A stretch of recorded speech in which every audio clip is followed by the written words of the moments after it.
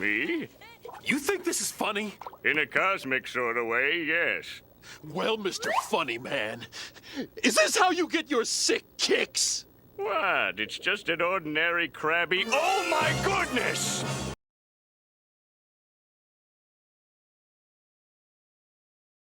Squidward! Hello YouTube, how's everyone doing? It's Professional here. So today I have a video talking about this new ridiculous scam that's going on in New York.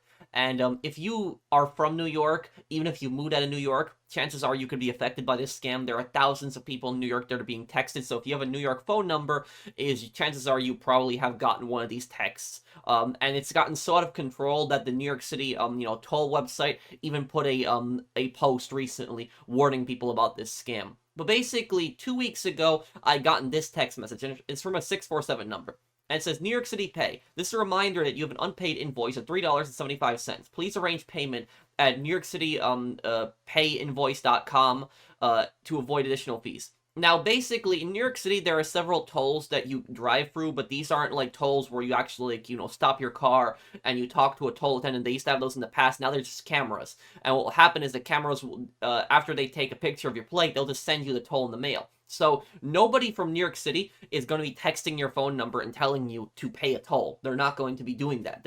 If you owe a toll, they're going to send it to you in the mail. They're not going to do this specifically here. So I knew that there was something off about this right away, and I just ignored it. I ignored the message. But then what happened was, just a couple days ago, I gotten a second one from a different 647 number, same area code, but different phone number. And it says, New York City Toll Services. Our records show that your vehicle has an outstanding toll charge. To prevent further fees totaling $96.70, please settle the due amount of $9.67 at tollsbymail invoice.com.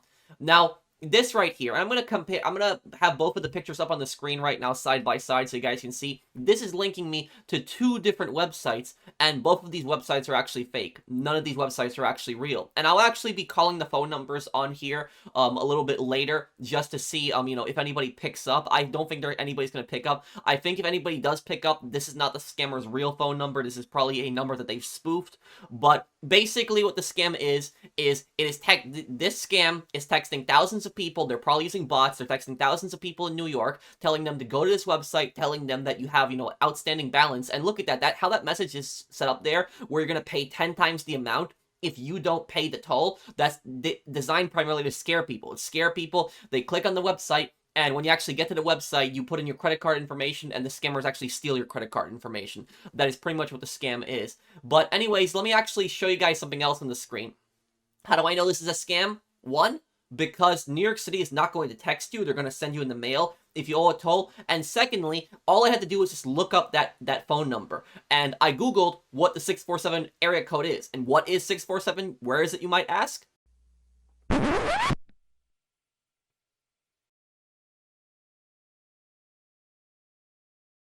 It's in Canada. So let me get this straight, is somebody that's claiming to work for the New York City government is texting me on a Canadian phone number telling me that I owe tolls? Seriously? Really? So, I will say this about this, is there's two possibilities that I see here. Either the scams are coming from Canada, or the second reason is the scammer has actually spoofed the numbers specifically, which I believe it to be, because 646 is a New York City area code, 646, but 647 is a Canadian area code, and the scammer was trying to spoof a number, or they were too stupid to realize that it's 646, and they typed in 647 instead. But basically is 646 is New York City area code for phones, and 647 is the Canadian one. So maybe they were trying to put 647 because they were stupid and they were trying to do 646 when they were spoofing the numbers, or they were actually trying to trick people. People see 647, they're going to think, oh, it's, near New York also, because 646 is a New York City, area code for calling. But anyways, let me actually show you guys these websites here, and these are two different websites. Let me show you both of them right now. Okay, so let me start off by showing you guys the real legitimate site. So this is the real New York City toll site. It's tollsbymailnewyork.com. This is what it is. This is how the real site works. I've used this website before in the past when I've had tolls in New York. So this is the actual real legitimate toll site. And if we actually go down here, it actually says right here, scam alert. SMI SM Shing scam. We have recently learned of an SMS text message scam being presented as an attempt to collect tolls on behalf of New York's toll services. Please be advised, this is not an authorized communication from EasyPass or the toll agencies associated with EasyPass. We advise you not to access the website contained within the message. If you should receive one, EasyPass New York will never ask for a customer's date of birth, social security number, or other personally identifiable information. Real communications from EasyPass New York will only refer customers to the following official websites: EasyPassNewYork.com and TollsByMailNewYork.com. If you receive this fraudulent SMS and would like to file a complaint with the FBI's Internet Crime Complaint Center, please visit www.ic3.gov. This is a site dedicated to sharing information on internet crimes across law enforcement agencies. So it's nice they provided you with that link right away. But I will say, though, this scam alert, this should be at the top of the page. Like, this should be right above this, right above the tolls by mail, like right where you pay tolls. It should be right above this. So, like, the first thing when people log in, that's the first thing that they see, because, like, most people are just going to pay their toll. They're not going to, scroll down here. So, I would say that they have to update the website where they got to put it up here. But anyways, let's go to the first fraudulent website. This is the first fraudulent website. NewYorkCityPayInvoice.com. And this website, this is from the August 2nd text message that I got. So basically about 2 weeks ago, that message. And this domain has been seized by the Kings County District Attorney's Office pursuant to seizure warrant authorized by New York State Supreme Court for violations of New York State penal law. So right here, Kings County is also in county in New York City. But good job to the Kings County District Attorney. Good job. The cyber police in New York and the FBI, they did their job. They took down the first site pretty quickly. Now, this is the second site. This is basically it. TollsByMailInvoice.com page can't be found. So when I try to open up the site, I can't. I get this message right here. However, though, I have noticed that second website only works. It only works when you click on it through your phone. If you try to look it up by desktop, it will not work. So I guess the website is designed to just look it up through your phone. But anyways, let me actually show you guys the website on my phone here. So here we are on my iPhone. We're going to the website because, again, it doesn't work on desktop. The website, I guess, has been designed to only run on mobile devices because that's, I guess, what they want the victims to pay through directly. But it's TollsByMailNewYorkInvoice.com, which, no, the real legitimate site, the actual real site, is TollsByMailNewYork.com, not TollsByMailNewYorkInvoice.com. But anyways, what I noticed on here is I wanted to try clicking other things in this website. I just wanted to see other things that I could click on right here.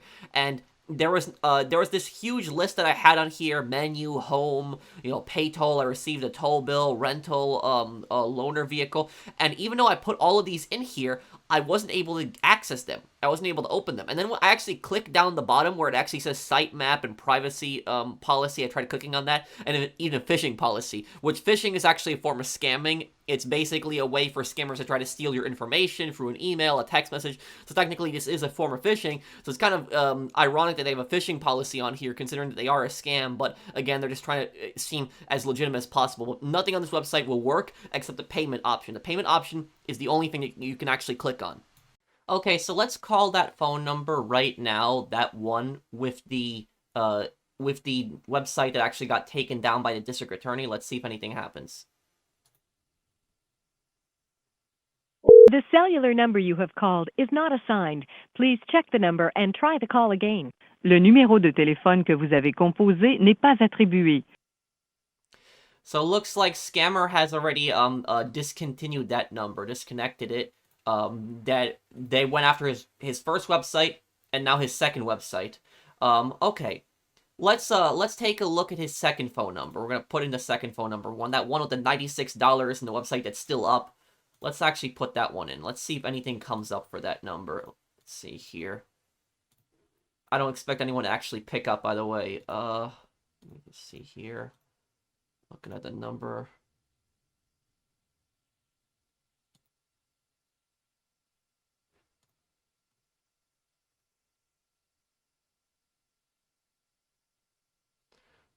Okay.